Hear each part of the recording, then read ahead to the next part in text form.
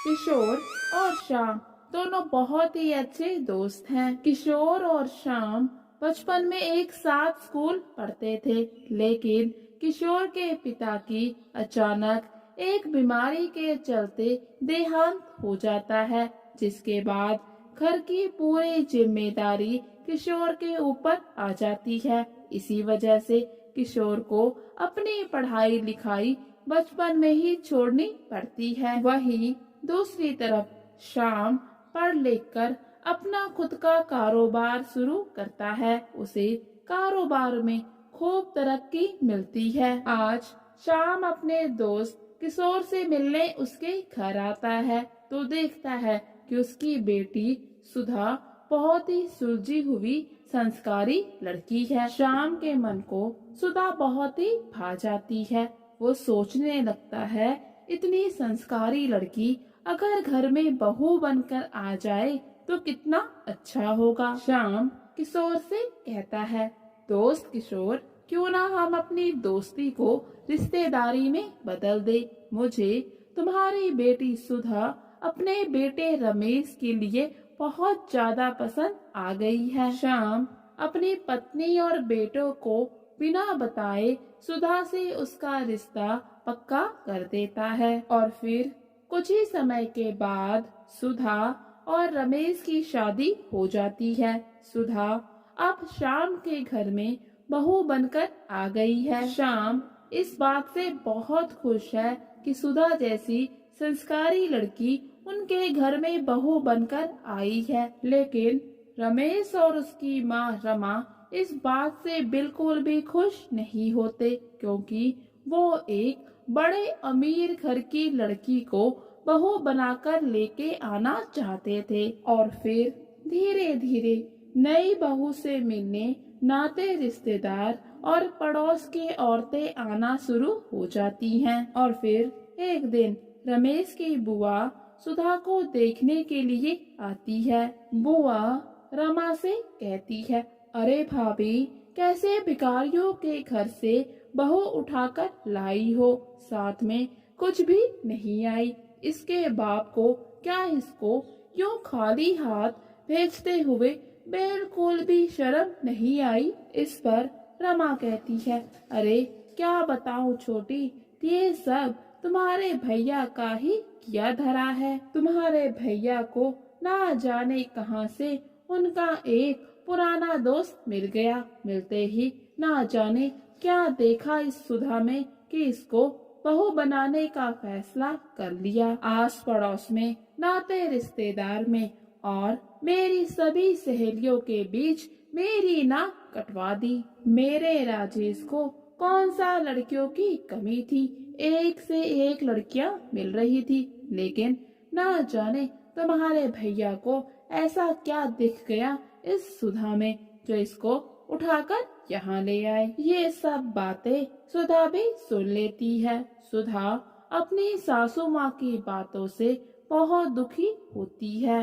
रमा आए दिन सुधा को गरीब होने का ताना देती रहती है। वो अक्सर सुधा से कहती है, तुम तो भिखारियों के घर से हो, अपने साथ एक पानी का लोटा तक ना लाई। रमा हर छोटी छोटी बात पर सुधा को ऐसे ही ताने कसती रहती। रमेश भी अपनी माँ से कभी भी कुछ ना कहता। रमेश खुद भी सुधा को ताने मारने का एक भी मौका ना छोड़ता। सास और पति की बातें सुधा के आत्म सम्मान को ठेस पहुंचा रही थी, लेकिन बेचारी सुधा करती भी तो क्या करती। उसने बहुत बार सोचा क्यों ना वो अपना ससुराल छोड़ दे। शाम ये सब कुछ जानता है। वो अपनी पत्नी और बेटे को बहुत समझाता है कि सुधा से अच्छी लड़की इस घर को बहू के रूप में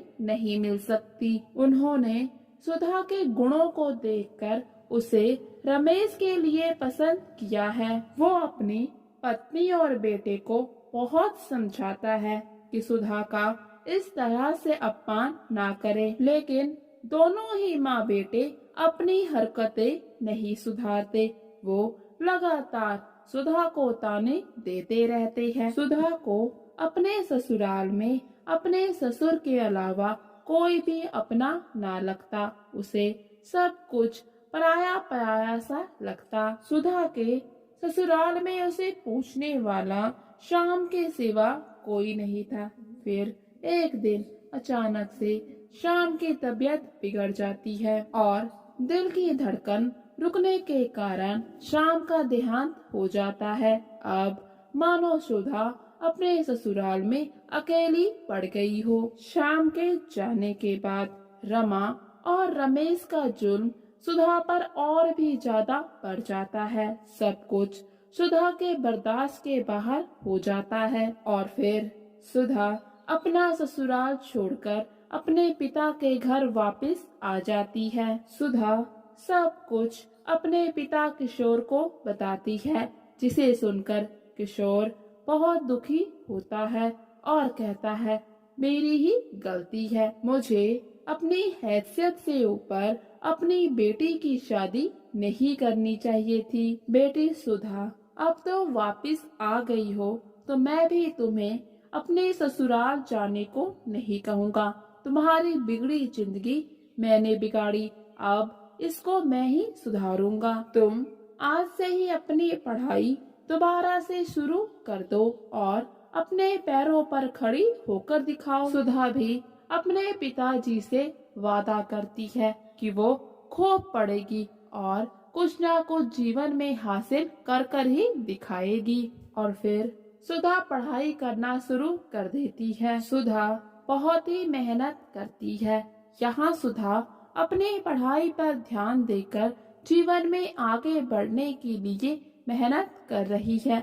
वहीं दूसरी तरफ रमेश कारोबार को अच्छे से संभाल नहीं पाता। उसका कारोबार धीरे धीरे बिखरने लगता है। उसे हर व्यापार में बहुत ही घाटा होना शुरू हो जाता है। धीरे धीरे करके उसका व्यापार बिल्कुल खत्म हो जाता है। वहीं दूसरी तरफ सुधा की मेहनत रंग लाती है। सुधा को सरकारी नौकरी मिल जाती है। महीने की तनख्वाह 80,000 रुपए होती है। सुधा के और उसके पिता के गरीबी के दिन खत्म हो जाते हैं।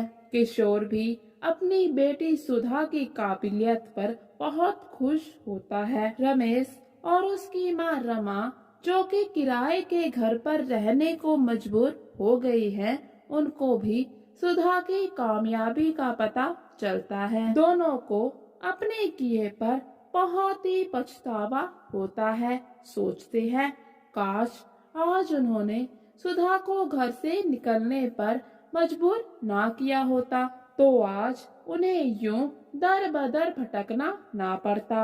अपनी सरकारी नौकरी वाली बहू के साथ में रहते। और फिर रमा और रमेश सुधा के पास जाकर उससे माफी मांगते हैं। सुधा दोनों की बातें बहुत ही शांति से सुनती है। उसके बाद सुधा कहती है, मैंने आप दोनों को माफ किया, लेकिन मैं आपके साथ घर वापस नहीं आऊंगी, क्योंकि आज आप उस गरीब सुधा के पास नहीं बल्कि सरकारी नौकरी वाली सुधा के पास माफी मांगने आए हैं। अगर मैं आज भी वैसे ही गरीब होती तो आप मेरे पास वापस कभी ना आते। किशोर भी रमेश और रमा को वहाँ से जाने के लिए कह देता है और फिर किशोर और सुधा राजी खुशी से रहना शुरू कर देते हैं। कुछ समय के बाद किशोर एक बहुत ही अच्छा पढ़ा लिखा समझदार लड़का देखकर सुधा की एक बार फिर से शादी कर देता है। सुधा भी अपनी इस नई शादी से बहुत खुश होती है।